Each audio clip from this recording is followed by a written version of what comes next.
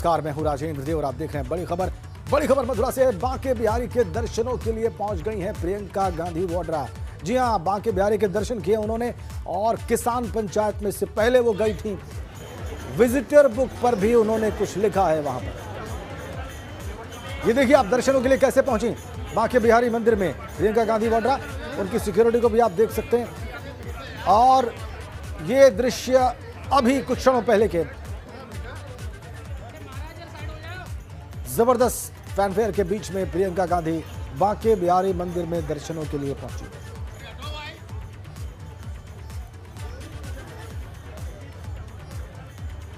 दो तस्वीरें बांके बिहारी के उन्होंने दर्शन किए हैं। विजिटर बुक में लिखा है कुछ, ये देखिए विजिटर बुक में कैसे उन्होंने क्या लिखा। दर्शनों के पश्चात ऐसे बैठकर उन्होंने विजिटर बुक में अपने रिमार्क्स दिए, अपने हस्ताक्षर किए। बांके बिहारी मंदिर के भीतर जाकर दर्शनों के पश्चात उसके बाद उन्होंने विजिटर बुक में अपने कमेंट्स दिए, अपनी टिप्पणियां दी और अपने हस्ताक्षर किए। बांके बिहारी के दर पर प्रियंका गांधी वाड्रा, कांग्रेस महासचिव यूपी की प्रभारी, किसान महापंचायत को संबोधित करने के पश्चात उन्होंने काम किया।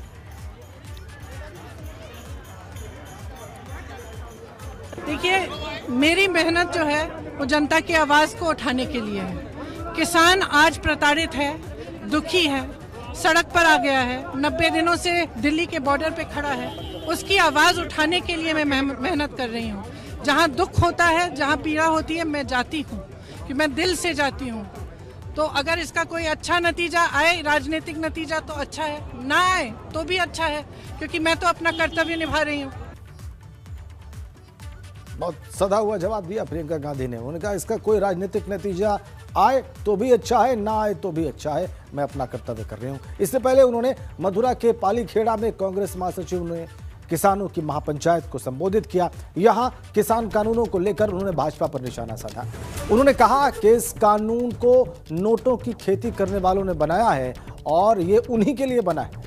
उन्होंने कहा कि कुछ वक्त पहले बजट था और आपने देखा होगा हवाई अड्डे, बंदरगाह, LIC, भारत पेट्रोलियम सब कुछ बिक रहे हैं। मानिए कि भाजपा सरकार ने बेचने की ऐसी भांग डाली है कि कुछ नहीं पता। आप गोवर्धन पर्वत को संभाल कर रखिए, कल को सरकार इसे ना बेच दे।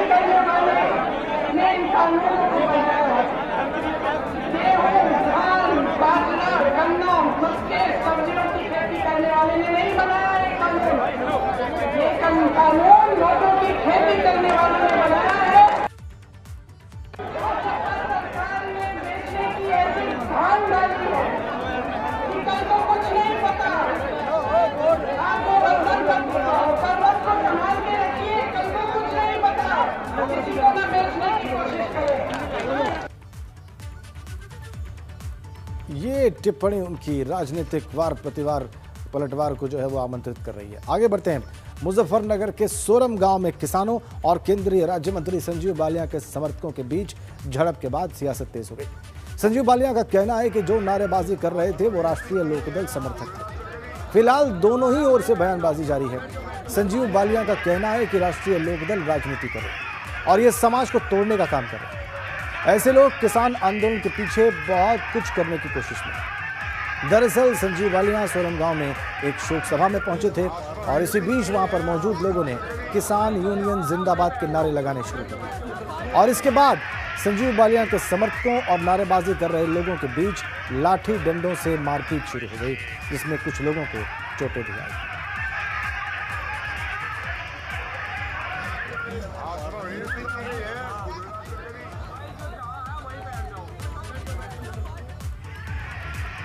कल सोरम गांव में राष्ट्रीय लोकदल के ब्लॉक अध्यक्ष नेतृत्व में उनके 5-6 कार्यकर्ताओं के द्वारा जब मैं एक 13वीं में मौजूद था, जो रस्म पगड़ी चल रही थी, मैं किसी राजनीतिक कार्यक्रम में भी था। कम से कम इतना तो रहना चाहिए कि हम इतनी मर्यादाएं तो एक दूसरे की रखें, इतना सम्मान तो एक दूसरे का करें। कि ऐसे शादी हो या 13वीं, उन्हें तो राजनीतिक जन का अखाड़ा ना बनाए।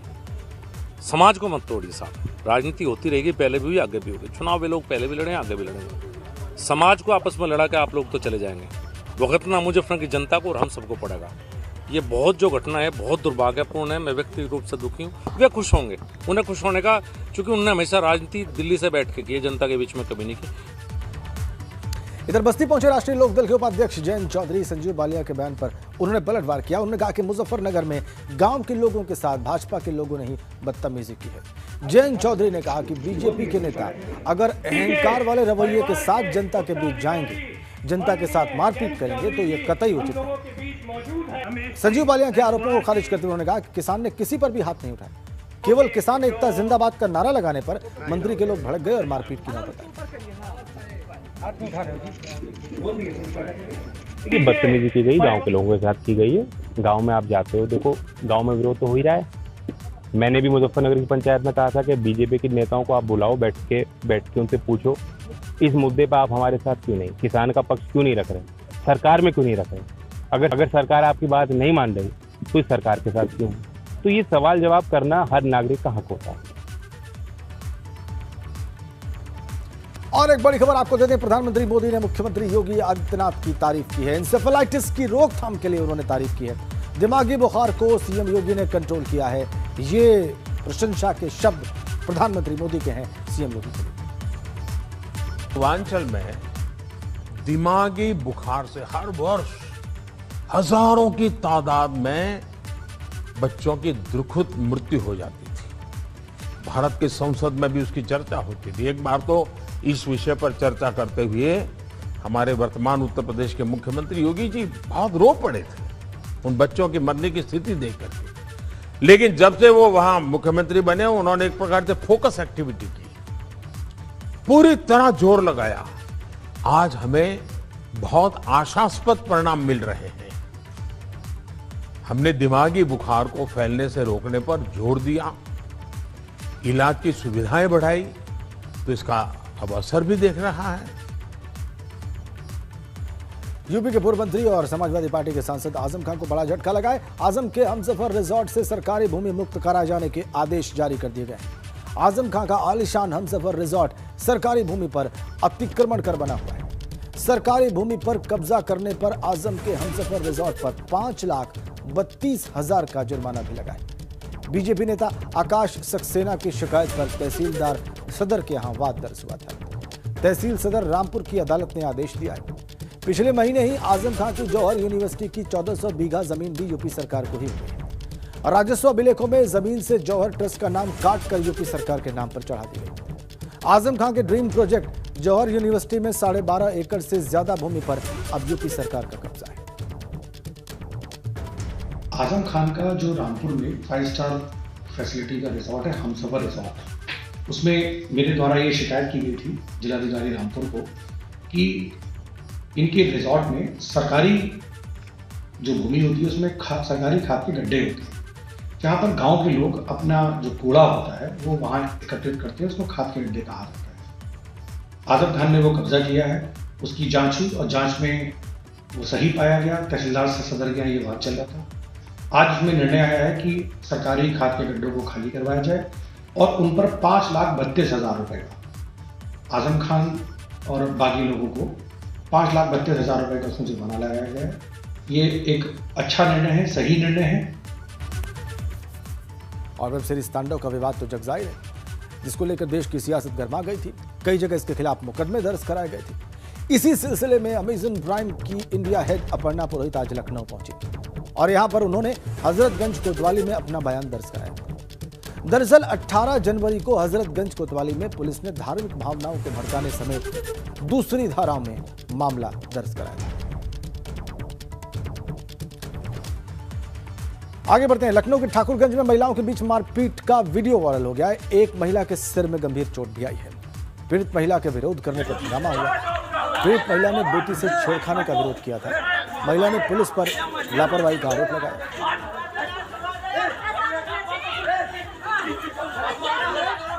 ये आप जो वीडियो देख रहे हैं ये वायरल हो चुका है। लखनऊ से इस वक्त आप देख रहे हैं। और इधर प्रतापगढ़ में जमीन के विवाद में दो पक्षों में मारपीट हो गई और इसका भी वीडियो वायरल हो चुका है। 6 फरवरी का यह वीडियो बताया जा रहा है। मारपीट की घटना के बाद पुलिस ने मुकदमा दर्ज कर लिया इस मामले में।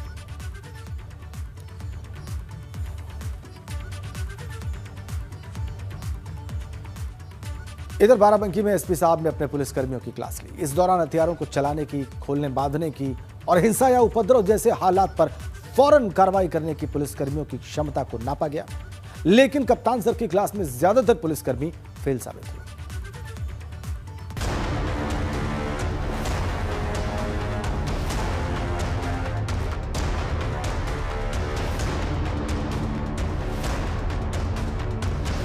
त्योहारों का सीजन है, ऐसे में पुलिस के कंधों पर लॉ एंड ऑर्डर को बनाए रखना सबसे बड़ी चुनौती होती है।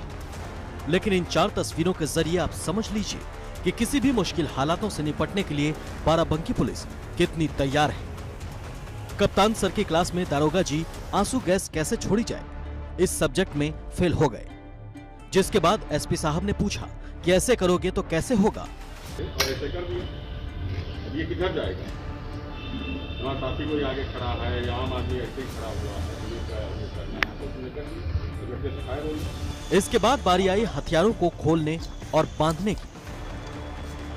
इसमें देखिए दारोगा जी के पसीने छूट गए, हाथ कांपने लगे, गला सूखने लगा। इतना ही नहीं, कुछ पुलिसकर्मी तो हिंसा जैसे हालातों में पहनी जाने वाली अपनी ड्रेस की बेल्ट भी सही से नहीं बांध पाए। और तो और सावधान विश्राम पर भी एसपी साहब के सामने भत पिटवा दी। इसलिए एसपी साहब ने भी थाने के चक्कर काटने की सजा सुना दी। जब कानून व्यवस्था संभालने की जिम्मेदारी ऐसी फोर्स पर होगी तो कप्तान को गुस्सा तो आएगा ही। लेकिन फिर भी एसपी साहब ने हामी भरी कि आने वाले त्योहारों और पंचायत चुनाव को लेकर उनकी पुलिस एकदम तैयार है।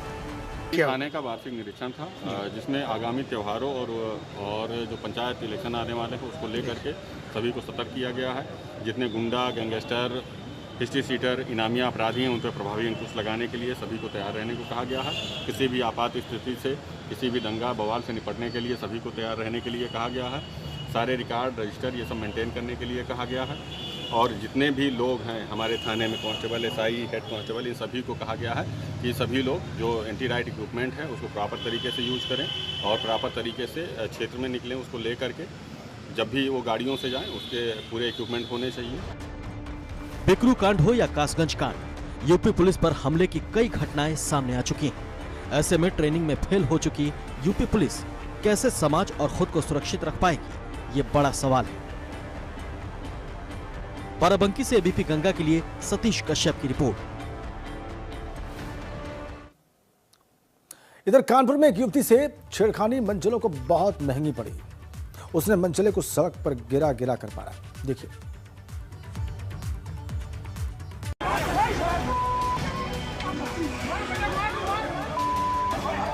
अगर किसी के दिलो दिमाग में अब भी लड़कियों और युवतियों से छेड़छाड़ की तमन्ना हो तो अभी से छोड़ दे, नहीं तो उनका हश्र भी बिल्कुल ऐसा ही होगा। क्योंकि अब अगर इन्हें छेड़ा तो ये छोड़ेंगे नहीं, बिल्कुल मर्दानी अवतार में। ये कानपुर में कल्याणपुर कोतवाली क्षेत्र का वाकया है।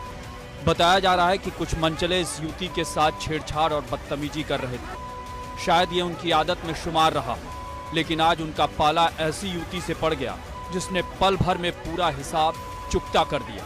युवती ने इन मंचलों को सड़क पर गिरा कर मारा। इस दौरान वहां मौजूद लोगों का भी युवती को पूरा साथ मिला। फिर क्या, जब मार पड़ने लगी तो छेड़खानी का नशा तुरंत उतर गया और सभी ने वहां से भागने में ही भलाई समझी। फिलहाल पुलिस मामले की जांच कर रही है। कानपुर की इस मर्दानी का वीडियो सोशल मीडिया पर वायरल। कहते हैं हिम्मते मर्दा तो मददे खुदा, यानी अगर कोई हिम्मत दिखाए तो खुदा भी उसकी मदद करते ही। इस युवती की हिम्मत और बहादुरी की सभी दाद दे रहे हैं। Bureau report, ABP Ganga. देश भर में महंगाई को लेकर विपक्ष लामबंद है और यूपी में भी महंगाई को लेकर समाजवादी पार्टी ने विरोध जताया है। सपा के पूर्व सांसद रामकिशन यादव ने महंगाई के विरोध में मुगल सराय के चकिया तिराहे से साइकिल पदयात्रा निकाली।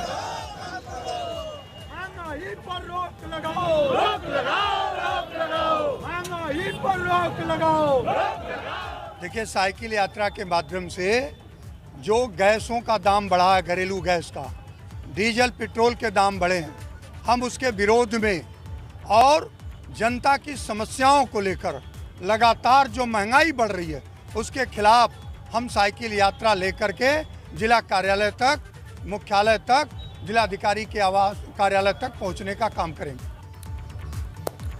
और एक बार फिर से पेट्रोल और डीजल के दाम बढ़ गए और इन बढ़ती कीमतों ने आम आदमी की कमर तोड़ कर रखी है।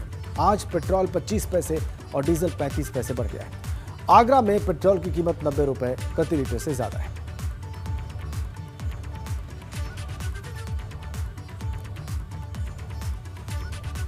क्या देखना क्या है, सब तो रेट तो महंगा तो हो ही रहा है हर चीज़, लेकिन उसको हम ये देखना चाहते हैं कुछ तो महंगे में कुछ लोगों को दिक्कतें हैं और कुछ लोगों को दिक्कतें नहीं हैं। अब जब महंगाई लॉकडाउन में लोगों ने कितने महंगे महंगे लोग गुटखा खा गए, सिगरेट पी गए, और पेट्रोल महंगा है तो उसमें लोग चिल्लाते हैं। महंगाई तो है, पेट्रोल देखिए, पेट्रोल डीजल महंगा होगा तो आम चीज़ें सब महंगी होनी है, चाहे वो सब्जी हो, चाहे राशन पानी हो, कुछ भी हो। सर क्या देखा जाए, रोज हर रोज़ तो बढ़ाई करता है और हम लोग को तो गरीब हैं, हम लोग को चलना ही पड़ेगा, बाइक से ही काम करना है तो चलना पड़ेगा।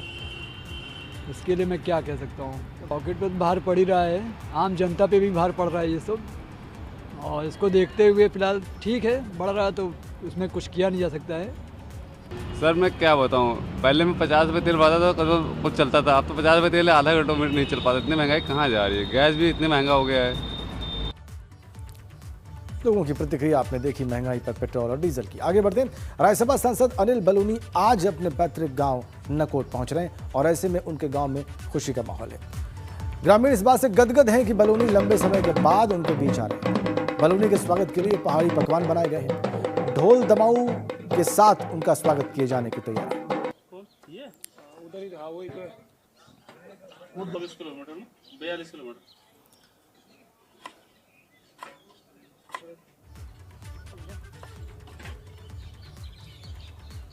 हमको बहुत बड़ी खुशी है कि हमारे खानदान में इतना बड़ा बेटा हो गए हमारे हैं, इससे बड़ी खुशी क्या है।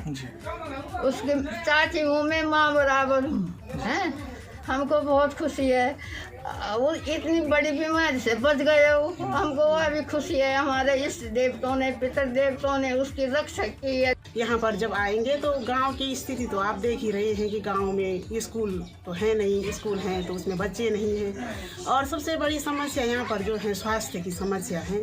अगर किसी बुजुर्ग को अचानक किसी की तबीयत खराब हो रही है तो उसको कहाँ ले जाया जाए, कहाँ उसका टेस्ट हो, कहाँ मतलब उसको दवाई नहीं उपलब्ध हो पाती है। ये सबसे बड़ी समस्या है जिसके कारण से जो है यहाँ से पलायन हो रहा है। लेकिन अभी मैं गदगद हूँ कि सांसद जी यहाँ पर आएंगे। सीएम त्रिवेंद्र सिंह रावत ने केंद्रीय जल शक्ति मंत्री गजेंद्र सिंह शेखावत से मुलाकात की। इस दौरान लखवाड़ा बांध परियोजना, किसाऊ बांध परियोजना, लघु सिंचाई मानक बढ़ाने, पेयजल और नमामि गंगे समेत कई परियोजनाओं पर बात हुई। मीटिंग के दौरान बजट आवंटन पर भी चर्चा हुई। सीएम का कहना है कि जल्दी ही किसाऊ परियोजना के लिए हरियाणा, हिमाचल और उत्तराखंड सरकार के बीच MOU साइन होगा।